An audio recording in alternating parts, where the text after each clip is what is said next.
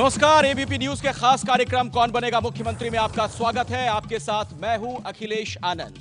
तो यूपी की हर सियासी हलचल से हम आपको वाकिफ करवाएंगे, आपको बताएंगे आज उत्तर प्रदेश में क्या कुछ हुआ है। लेकिन इस कार्यक्रम की शुरुआत करते हैं बीजेपी की जो मोटर बाइक पर यात्रा निकली है उससे। किस तरीके से आज बीजेपी के कार्यकर्ता बाइक पर सवार होकर गांव-गांव में प्रधानमंत्री मोदी का संदेश पहुंचाने के लिए निकले हैं, जरा देखिए। परिवर्तन के नारे के साथ उत्तर प्रदेश की सड़क पर चल पड़ी है बीजेपी की बाइक। इसी बाइक को लेकर पिछले दिनों विवाद हुआ था और अब भोजपुरी गानों की धुन पर यूपी में परिवर्तन लाने के लिए बाइक दौड़ रही है। यूपी में भाजपा लावा हो, यूपी में कमल खिलावा हो।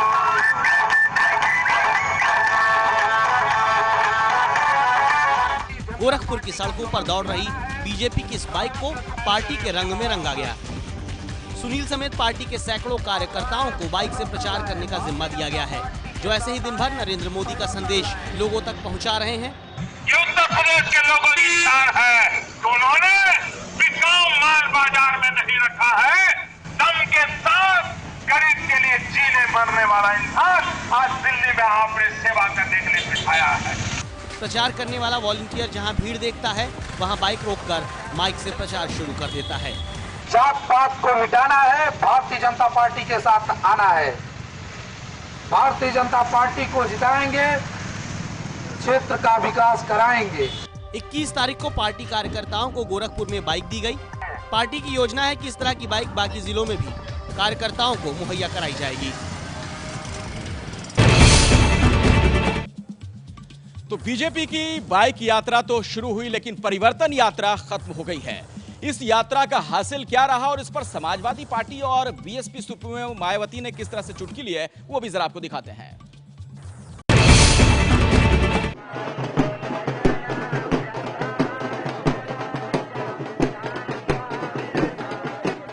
राज्य के कोने कोने से होकर बीजेपी का परिवर्तन रथ लखनऊ पहुंच गया है। शहर में 7 जगहों पर आज इस रथ का कार्यकर्ताओं ने स्वागत किया। गृह मंत्री राजनाथ सिंह भी इस मौके पर मौजूद रहे और उन्होंने साफ कहा, इस बार रथ की सफलता ने जता दिया कि सत्ता का वनवास बीजेपी के लिए खत्म होने वाला है।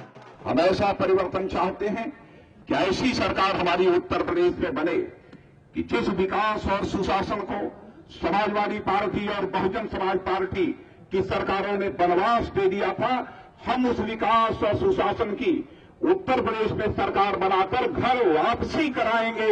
हम यह वादा उत्तर प्रदेश की जनता के साथ करते हैं। परिवर्तन रथ राज्य की सभी 403 विधानसभाओं से घूमकर लखनऊ पहुंचा है। पार्टी के मुताबिक चारों रथों ने 17,000 किलोमीटर से ज्यादा की यात्रा की है। बीजेपी नेताओं ने 2 करोड़ लोगों से इस रथ के जरिए संवाद किया। प्रधानमंत्री नरेंद्र मोदी ने भी 6 परिवर्तन रैली को संबोधित किया। यात्रा के समापन के बाद समाजवादी पार्टी नोटबंदी के जरिए बीजेपी पर चुटकी लेने में जुटी है और बीएसपी कह रही है ये परिवर्तन यात्रा नहीं बल्कि लोकसभा चुनाव में किए गए वादों से ध्यान हटाने वाली ध्यान बांटो यात्रा है। मायावती ने कहा कि इस यात्रा को लेकर लोगों में उत्साह नहीं दिखा, जबकि राजनाथ सिंह कहते हैं जनता का संदेश बीजेपी के पक्ष में साफ दिखता है। इस बार की भारतीय जनता पार्टी की परिवर्तन यात्रा ने इस उत्तर प्रदेश में सफलतापूर्वक इस परिवर्तन की बुनियाद को स्थापित कर दिया है। इस सच्चाई को आप सभी स्वीकार करते हैं। परिवर्तन रथ यात्रा के समापन के बाद अब 2 जनवरी को लखनऊ में प्रधानमंत्री की बड़ी परिवर्तन रैली होनी है, जिसमें नरेंद्र मोदी चुनाव को देखते हुए कई बड़ी घोषणाएं उत्तर प्रदेश में कर सकते हैं। लखनऊ से पंकज झा की रिपोर्ट। तो बीजेपी कमर कस चुकी है, लेकिन बीजेपी को रोकने के लिए उत्तर प्रदेश में महागठबंधन की भी सुगबुगाहट है। इसे लेकर कांग्रेस का क्या कहना है आपको बताते हैं, लेकिन जरा यह भी देखिए किस तरह आखिर ये सियासी खिचड़ी पक रही है, क्योंकि खबर यह है कि कांग्रेस के नेताओं से अमर सिंह ने मुलाकात की है।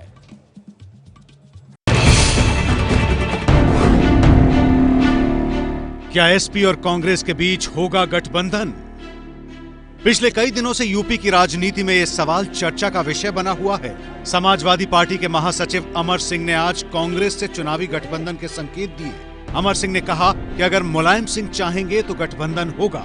कार्यक्रम था उस भोज में गुलाम नबी आजाद भी थे, अहमद पटेल भी थे, देवगौड़ा जी भी थे और शरद जी थे। हमारे राष्ट्रीय अध्यक्ष आदरणीय मुलायम सिंह जी ने आदेशित किया था कि हमारे प्रतिनिधि के रूप में वहां आप जाएं। हम गए। बहुत बड़ा मामला है। पार्टी के जो बड़े नेता हैं, अखिलेश जी हैं, मुलायम सिंह जी हैं, उनके स्तर का मामला। मैं छोटा कार्यकर्ता हूँ। खबरें हैं कि समाजवादी पार्टी 403 में से 70 सीटें कांग्रेस को दे सकती है। इसके अलावा आरएलडी जेडीयू को 38 सीटें देने की बात चल रही है। उधर उत्तर प्रदेश के कांग्रेस प्रभारी गुलाम नबी आजाद और प्रदेश अध्यक्ष राज बब्बर जैसे नेता गठबंधन की बात सिरे से खारिज कर रहे हैं।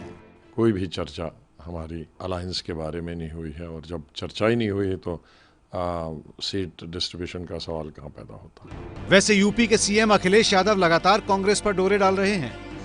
देखिए, अलायंस पे मैंने पहले भी बोला, राष्ट्रीय अध्यक्ष जी को फैसला लेना है। गठबंधन हो जाएगा तो 300 से ज्यादा जीतेगी पार्टी।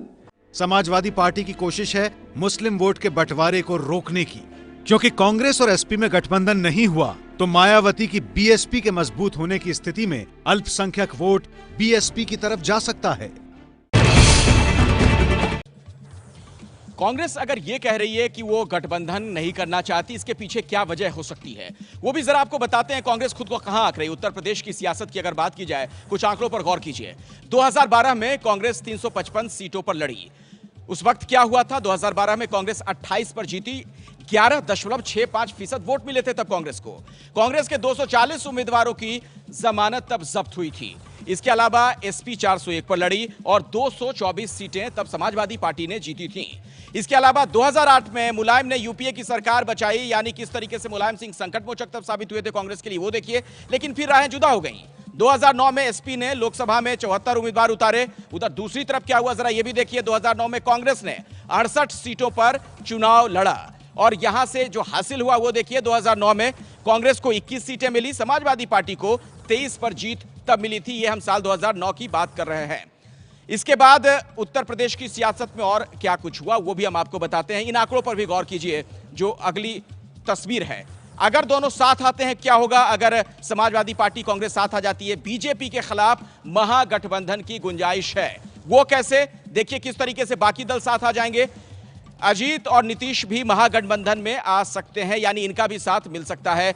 सबके साथ आने से अल्पसंख्यक वोट नहीं बटेंगे, अल्पसंख्यक वोट फिर एकजुट हो जाएंगे। और यूपी में करीब 19% मुस्लिम वोटर हैं जो कि कोई भी खेल बदल सकते हैं।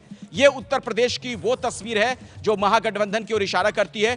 145 सीटों पर मुस्लिम निर्णायक वोटर हैं, यानी 145 सीटें ऐसी जहां मुस्लिम तय कर सकते हैं हार और जीत।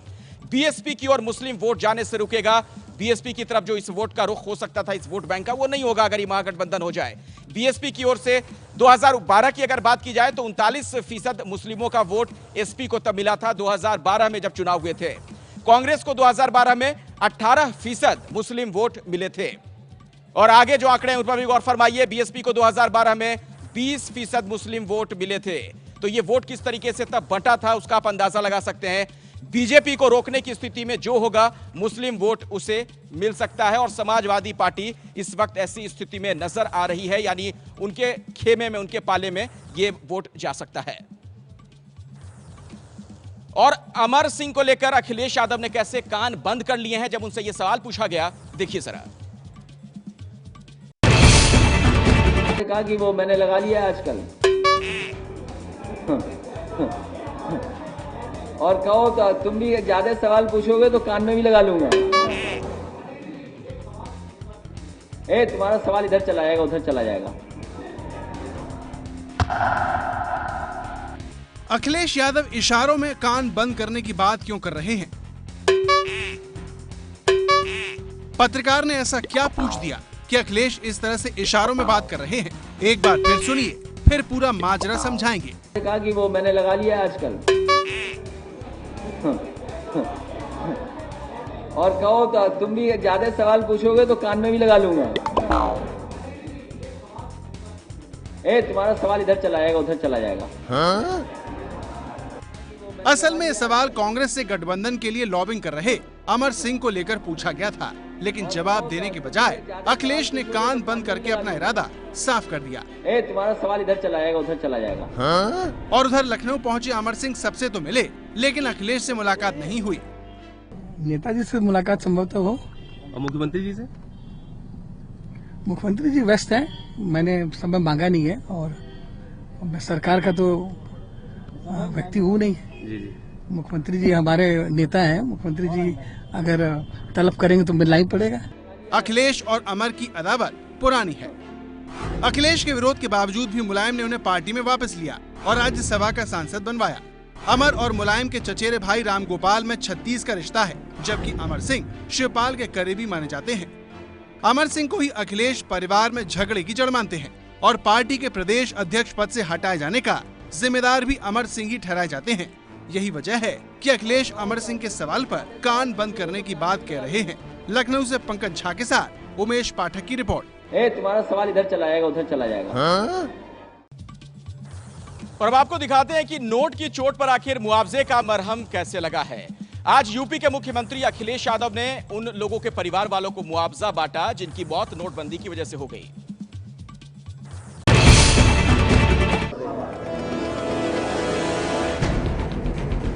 आपको 2 लाख रुपए का चेक दिया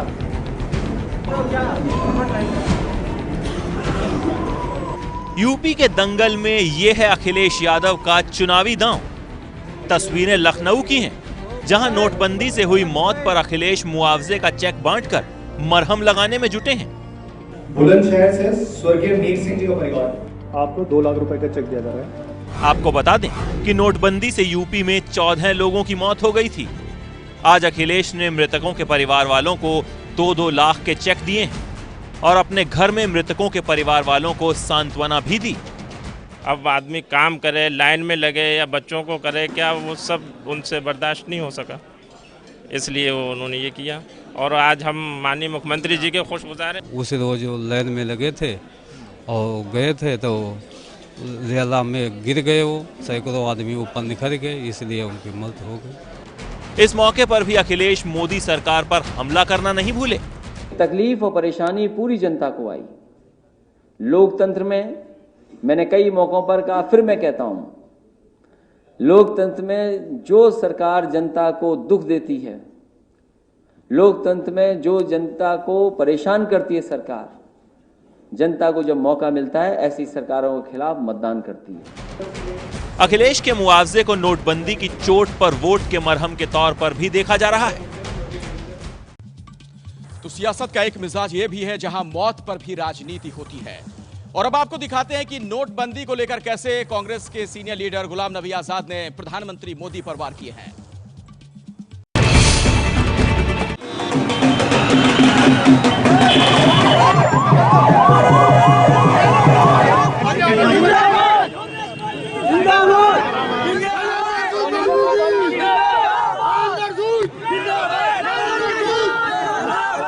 स्वागत में बरसते फूल की तस्वीर यूपी के मेरठ की है। समाजवादी पार्टी से गठबंधन की अटकलों के बीच कांग्रेस नेताओं का मिशन यूपी जारी है। इसी कड़ी में कांग्रेस के प्रभारी गुलाम नबी आजाद जब मेरठ पहुंचे तो उनका समर्थकों ने कुछ इस तरह स्वागत किया। आजाद यहां से बिजनौर गए, लेकिन पत्रकारों से बात करते हुए पीएम मोदी पर चुनावी तीर छोड़ना नहीं भूले। कभी पत्रकारों से बात करते हैं, वो खाली अपना भाषण टेलीविजन पे बताते हैं या मंच पे, लेकिन उनकी जितनी भी पॉलिसियां थी, नीतियां थी, वो सब नाकाम हो गई। तो ये सियासतदान है, जाहिर तौर पर राजनीति तो करेंगे ही, लेकिन अगर आप चाहते हैं कि अच्छे राजनेता ही चुने जाएं तो वोट जरूर डालें। आपके इलाके में भी जिस दिन वोटिंग हो जाए और अपने मताधिकार का इस्तेमाल जरूर करें।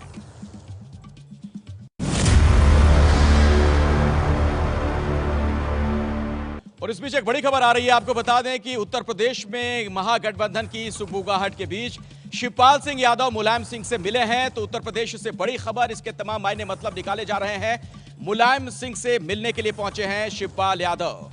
सवाल यही कि क्या इसी सिलसिले में यह मुलाकात हो रही है, क्या कांग्रेस के साथ समाजवादी पार्टी गठबंधन करेगी, ये एक बड़ा सवाल बना हुआ है। हालांकि आज कांग्रेस के कुछ नेताओं ने इस बात से इनकार किया, लेकिन लगातार इस तरह की खबरें आ रही हैं कि कुछ खिचड़ी पक तो रही है।